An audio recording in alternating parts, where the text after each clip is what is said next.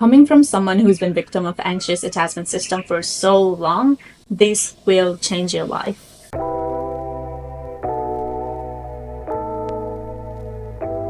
Are you a highly sensitive person? Do you overthink a lot? Do you get attached to people easily? When you're alone, do you constantly wish you were with someone?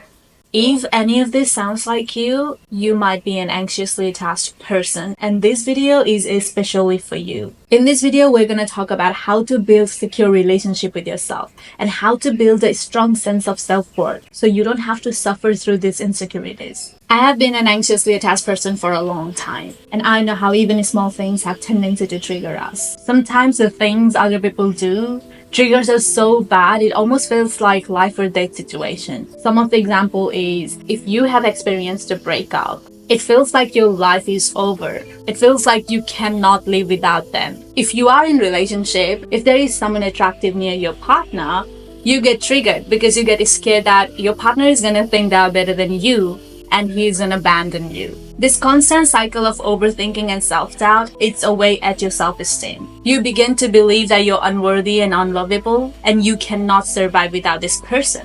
It becomes such a toxic pattern, and that's why so many people get stuck in unhealthy, toxic, incompatible relationship for far too long. People will stay with someone who cheated on them knowing they did, because they're so scared of being alone, because they're so attached to this person to the point that they don't think they can live without them. And the root of all these insecurities lies in not having healthy, solid relationship with yourself. That's why today we're diving into how to build solid relationship with yourself. One that reminds you of your unshakable worth and helps you develop a strong, empowering self-concept. Coming from someone who's been victim of anxious attachment system for so long, this will change your life. To build a strong relationship with yourself, you need to create a secure base within yourself. This means learning an ability to reassure yourself when you're feeling anxious, when you're feeling stressed, without having to rely on someone else to give you that validation. And this doesn't have anything to do with anyone else other than you, not even your partner, family, friends, or achievements. It's about understanding who you are, what you need, and showing up for yourself with kindness and love. And this is how you do it. 1. Notice your inner dialogue. We all have constant thoughts running in our mind, but often we don't pay attention to them. And these thoughts can bring self-love or self-doubt. And that shapes everything, from the way we see ourselves to the way the world sees us. So ask yourself, what are you telling yourself throughout the day? Are your thoughts empowering or limiting? Are they kind or harsh? It's easy to let negative self-talk dominate your mind, but recognizing it is the first step towards transforming it.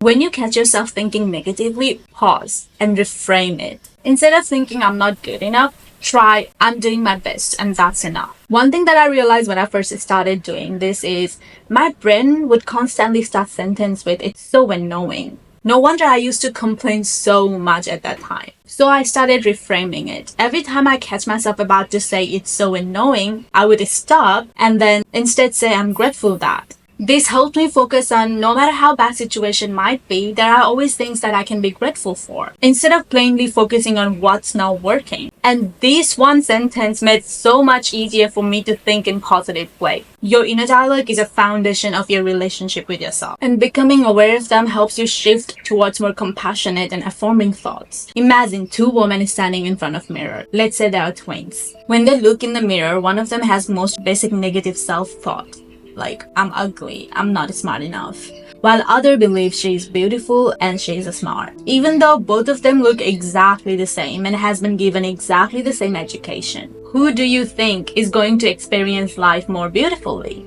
Obviously the one who thinks she is beautiful and smart. And it doesn't have anything to do with how they look or how educated they are. It's all about the stories they're telling to themselves. And I have been both of these women in my life. 4 years ago, I used to think of myself as ugly, dumb. I hated my body. I hated my skin color. Every time I looked in the mirror, I wished I was more prettier, smarter, better. Within these few years, not much has changed in the way I look because, I'm Asian. But lots has changed inside of me. And now when I look in the mirror, I honestly think I am 100% beautiful. I know I am beautiful. I am smart. I love my body because I take care of it. and I'm in love with my skin color. I cannot believe I used to not like this skin color. Just look. This is such a beautiful, chocolatey, creamy, glowy skin color. How can I not like this? And none of these changes happened by accident. It started with the way I talk to myself. Affirmation might sound lame to some, but it works. Try giving yourself positive self-talk for a week and just see how much it changes your perspective. Don't believe whatever I say. Try it for yourself. One of the main root cause of anxious attachment style is feeling like you're not good enough or worthy enough, and positive affirmation has capacity to change that. Oh, there's butterfly playing. I wish I could show you, but I don't know if you can see it or not, but oh. Okay, 2. Self-compassion. Self-compassion is deeply tied to the way we talk to ourselves, but especially in a challenging moment. Imagine this. You've been feeling so confident all day, chatting with a lot of people, feeling so good about yourself. And when you get home, you look in the mirror and oops, there is a lipstick on your teeth. It's been there all day. And you just realized it right now. What is your first thought? Ugh, I must have been look so stupid all day. I'm an idiot. Oh, I cannot believe this is happening to me. Or you might say, well, that's embarrassing, but it's okay. Everyone has these moments, and this one moment doesn't define me as a person. First thought, sometimes we might not have control over it because it just comes out of nowhere, right? But second thought, fourth, you have control over it. This is a chance for you to reframe it. This is a chance for you to show up for yourself with compassion and love. And honestly, I don't understand why we should feel ashamed of these things. There's lipstick on my teeth? Yes, because I wear lipstick on. My bra strap is showing? Yes, because I'm wearing one. My business failed? Yes, because I took courage to do something instead of staying stuck. What is so embarrassing about it? What is there to be embarrassed about? There is nothing to be embarrassed about. It's all voices in your head making you feel ashamed. And this is exactly what I'm talking about. We've been listening to other people throughout our life, and that has shaped us. But now it is a time to start listening to yourself. Whenever you have urge to talk to yourself in a negative way, think of yourself as child's version of you. And you are saying these horrible things to that child. If you are a sane person, I swear, this should stop you from doing it.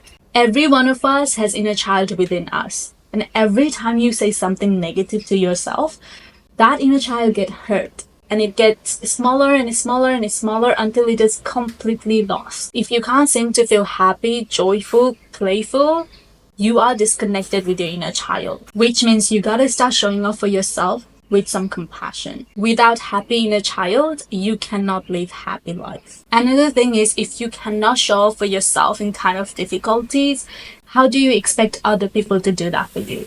How do you expect to move forward after failing or making a mistake? When you show up for yourself, when you treat yourself with care during a hard time, you are setting a foundation for others to do the same for you. You are showing the world how to treat you by how you treat yourself. If you constantly attract relationship or people that talks to you poorly, treats you badly, or makes you feel unworthy, it's worth considering how you speak to yourself and treat yourself. Because if we constantly speak to ourselves in a negative way, we are more likely to attract people or situations that mirrors that negativity. 3. Love is spending time with yourself. Imagine you were offered to live in this private island alone for a day, but unfortunately they don't have any electronics available there. No phone, no TV, no internet. But aside from that, you can ask them anything. Like food, musical instrument, art supplies, books, anything, and they would provide it for you. What would you do that day? Would you constantly wish for it to be over so you can be with your phone, friends, family? Or would you feel bored and anxious without your usual distraction? Or would you actually enjoy being by yourself and spending time with yourself? One of the big reasons anxious people don't feel complete without being with someone or have this big fear of being alone is because they don't know how to be by themselves. When you're alone, do you constantly find yourself being distracted with your phone or TV? Are you constantly on your phone, texting or calling your friends or family? Do you constantly need to play music, TV, or podcast on background? If yes, this might be a sign that you're not comfortable being with yourself or your thoughts. Learning to be comfortable with yourself is an essential part of being in secure relationship with yourself. When you can enjoy your own company, when you can spend time alone without needing distraction, when you can do things by yourself, you start forming a strong sense of self-worth.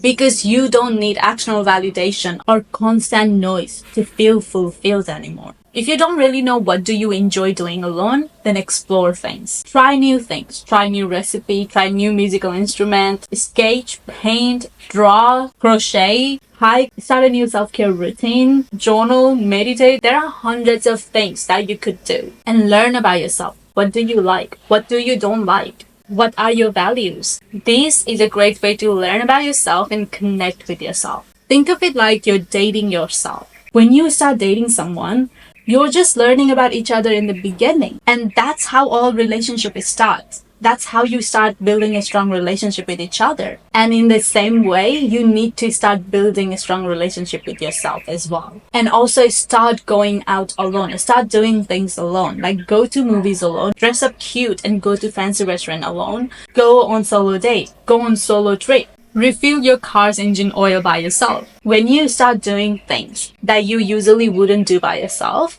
it gives you a sense of independence. And anxious people desperately need that. You have the ability to do things that you depend on other people by yourself. You just haven't recognized that yet. When you start doing this, you start to believe and trust in your abilities. And this changes your self-concept in an empowering way. Until you start being with yourself, you will never find your sense of self. Without it, you will always depend on other people to make you feel complete. Because you identify yourself through them, not acknowledging that you are your own person. When you were with your parents, you identified yourself with them.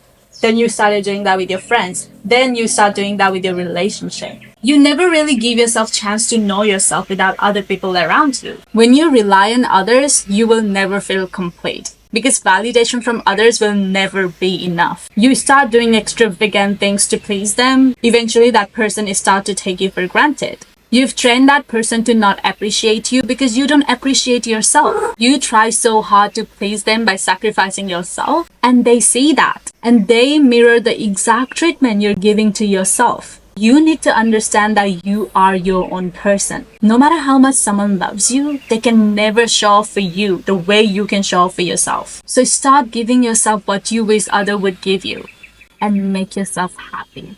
4.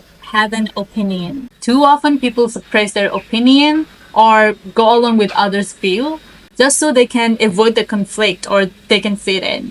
But this creates disconnection with yourself. If you never truly express how you feel or what you think, how can you expect to fully understand who you are? Having an opinion and courage to voice them out is an act of self-respect. It's about showing yourself that your thoughts, values, and desires matters. When you start trusting and expressing your own opinion, you stop relying on others to tell you how you should feel or what you should believe. This strengthens your sense of self, and it helps you establish boundaries with others. I've been very open about my insecurities regarding my skin color in the past. Recently, when I went back to Nepal, I encountered the common belief that used to make me feel so insecure, and that made me believe I was ugly most of my life. And that belief is you're only beautiful if you have fair skin. When I went there, I was met with comments like, we thought you would be lighter skinned by now, as if there was something wrong with my natural skin color and it needed changing. It was sad hearing that because no matter how much the world might be changing, some concept people have will never. But instead of letting those comments affect me, I started voicing my opinion. I started voicing I love my skin, my color, and who I am. And I explained how their words were not just observation, but they were diminishing and very rude. Of course, speaking up made people uncomfortable, but that is often what happens when we challenge the societal norm or outdated belief. Standing up for yourself is never easy, especially when someone else is projecting their insecurities on you. But until you begin to vocalize your belief, your value, and what you stand for, people will keep trying to impose their views on you. It's not always about changing someone else's opinion, but about affirming to yourself about your belief and values. Having an opinion means knowing who you are and not being afraid to stand up for your beliefs, which is very crucial to build a secure relationship with yourself. When you value your own voice, others will start to value it too. And you will start to attract relationship or opportunities that honors your values and respect your individuality. Last one, number 5, is setting boundaries. To start setting healthy boundaries with others, you need to first start setting healthy boundaries with yourself. And when you learn to set boundaries with yourself, it will be easier for you to set boundaries with others. Setting boundaries with yourself might look like saying no to negative self-talk, saying no to overworking, saying no to food that harms your health, saying no to how people talk to you and how people treat you, saying no to overextending yourself to please others, saying no to people or environment that makes you feel like you're less than what you are, and so on. This process helps you gain clarity on what you are willing to accept from yourself and what you are not. And as you establish this self-awareness, it becomes clearer what is acceptable from others and what you are not willing to tolerate. Boundaries aren't just self-defense mechanism. It is a way to honor yourself, and it is a way to show yourself self-respect. And lastly, remember the relationship you're going to have with yourself is the most important relationship you're ever going to have. This is a relationship no one can take away from you, not even you. So make it a loving and positive one. Don't wait for someone else to make you complete or happy. Give yourself the validation you need to feel loved, worthy, and complete. Remember, if you start feeling needy or if you start finding yourself seeking attention from others, you are seeking something from someone else that you haven't given to yourself.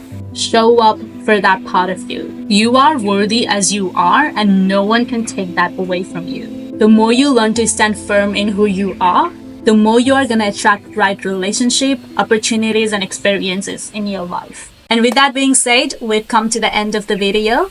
Let me know which part of this video stood out to you or resonated with you or inspired you to show up for yourself in better ways in a comment down below. And also, don't miss this video where I talk about how to self-soothe yourself when you're being triggered. I have a feeling that this video is something that you will find helpful. Then I'll see you on that one. I love you. Bye. Mwah.